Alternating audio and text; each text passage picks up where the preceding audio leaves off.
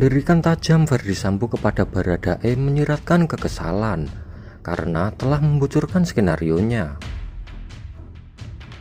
Posisi klien kami Baradae ini bahwa proses dari awal sampai akhir konstruksi hukumnya, bahwa klien kami sudah sangat terbuka, sudah menyampaikan, dan semoga apa yang perbuatan klien kami ini sebagai GC kemudian terbuka ini juga akan menjadi pertimbangan nanti di pengadilan nantinya.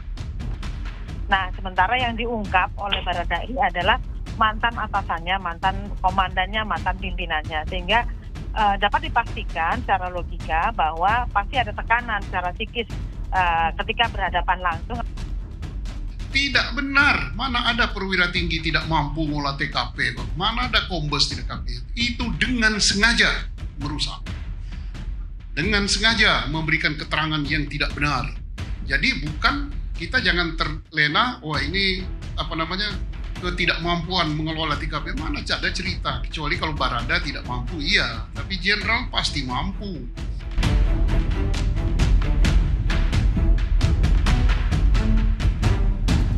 Dalam rekonstruksi kasus Brigadir Yosua, Polri menghadirkan tersangka utama, yakni Verdi Sambo yang mengenakan baju tahanannya dengan kondisi tangan terborgol.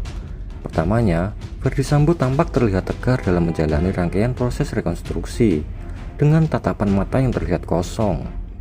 Namun, beberapa saat kemudian terlihat perubahan di raut wajah Verdi Sambo saat melihat Barada Richard Eliezer atau Baradae.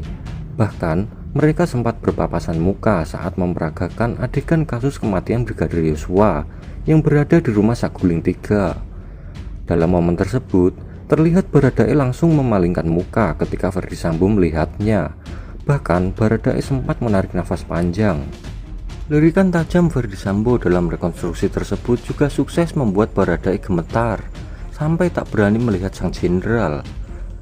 Ada satu momen yang memperlihatkan Baradae berdiri bersebelahan dengan Verdi Sambo. Itu adalah momen yang sangat pas, karena mereka saling melirik satu sama lain. Ketika sudah bertatap muka, secara bersamaan mereka saling membuang muka. Kemudian Baradae enggan untuk melihat mantan atasannya kembali. Tetapi terlihat sesekali Verdi Sambo melirik Baradae. Lirikan ini pun membuat Baradae menjadi tegang dan merasa takut. Setelah kejadian tersebut, Baradae memilih menggunakan peran pengganti, terlebih saat harus berhadapan dengan Verdi Sambo.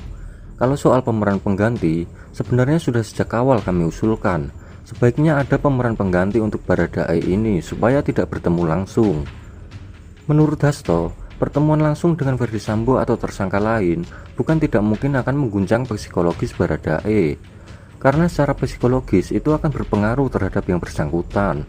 LPSK berpandangan, demi pertimbangan psikologis, sebaiknya Baradae tidak bertemu dengan FS, apalagi dalam jarak yang dekat, ungkap Hasto selaku pihak LPSK.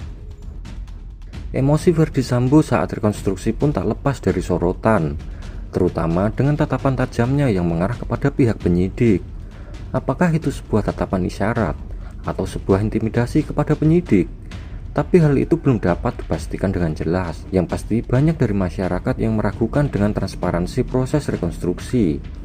Pada proses tersebut, terlihat sekali perbedaan sikap antara Verdi Sambo selaku otak pembunuhan dengan istrinya, Putri Chandrawati.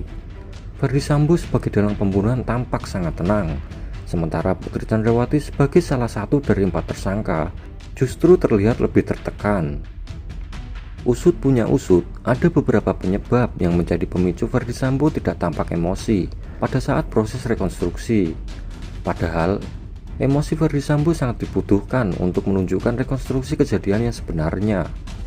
Tidak tinggal diam, ahli forensik emosi Handoko Gani turut menyampaikan pendapatnya terkait tatapan tajam Verdi Sambo. Menurutnya, sejak awal Verdi Sambo sudah bersiap untuk mengikuti proses rekonstruksi. Ini wajar lantaran perwira tinggi Polri itu pernah bertugas di reserse kriminal, sehingga terbiasa dengan proses olah TKP. Handoko menilai Verdi Sambo memang terlihat lebih tenang, namun dia tak dapat memastikan apakah dalam reka ulang adegan tersebut Sambo hanya mengikuti perintah polisi atau memperagakan kejadian versi dirinya. Kalau sekedar hanya mengikuti saja, Khawatirnya emosi ini bukan emosi bawaan langsung yang dirasakan oleh Sambo. Tapi kalau memang Sambo mengikuti emosi dari dirinya, maka emosi yang dirasakan itu bisa jadi sama dengan emosi yang dulu dirasakan saat momen penembakan Brigadir Yosua. Menurut Handoko, proses reka ulang adegan seharusnya membangkitkan memori peristiwa yang direkonstruksi. Jika seseorang mengingat peristiwa-peristiwa berkesan, termasuk yang meninggalkan rasa sedih dan takut, maka emosi tersebut seharusnya tampak di wajah. Oleh karena itu, emosi Ferdy Sambo sangat dipertanyakan di sini. Sementara dari raut wajah Putri Chandrawati, Handoko menilai bahwa istri Ferdy Sambo itu terlihat lebih tertekan. Hal itu dibuktikan dengan seringnya Putri Chandrawati menundukkan kepalanya selama proses rekonstruksi berjalan. Kemungkinan tekanan itu ada, kemudian kemungkinan takut salah juga ada.